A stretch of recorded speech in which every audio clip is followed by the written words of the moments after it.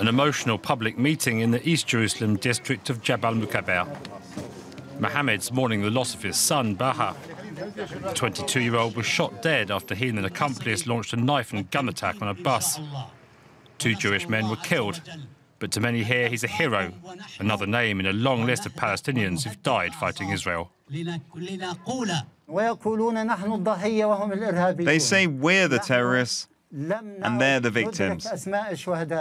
But we've had so many martyrs, no one even remembers their names anymore. Like many young men behind recent attacks, activist and artist Baha took to social media to justify his actions just before his death.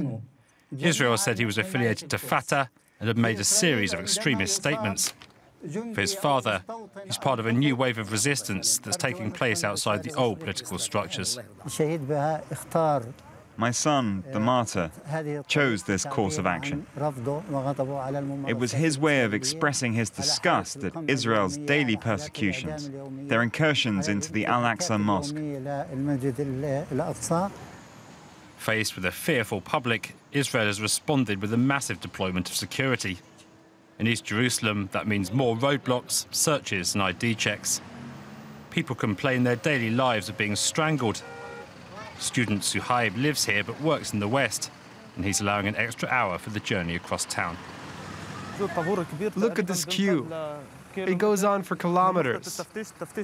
Up there, there's a checkpoint. They've put in 2 extra ones in every Arab neighbourhood. Suhaib's one of 300,000 Palestinians who live in East Jerusalem. Despite expanding Jewish settlements, they constitute 55% of the population. Permanent residents, but not citizens of Israel. Most are also without the Palestinian passport held by those in the West Bank. Suhaib says to live here is to be in a state of permanent limbo. All the power here is with Israel and the settlers. For the youth here, the Palestinian Authority hardly exists. It's over in Ramallah. And that's a big part of the problem here in Jerusalem. For Suhaib, there's no question of protesting or attacking Israelis. He says violence would only spell problems for his family and jeopardize his career. Muntasser is also worried about work. His car wash on the edge of the old city is suffering as the atmosphere of mistrust between communities deepens. Since the clashes and the stabbings, there's been very little work because Jewish people aren't bringing their cars here. There's a lot of fear on both sides. Like many of Jerusalem's Palestinian workers, Muntasser is dependent on Jewish clients or employers. According to one Israeli estimate, 3 in 4 Arab residents of East Jerusalem live below the poverty line. Public services and infrastructure are lacking.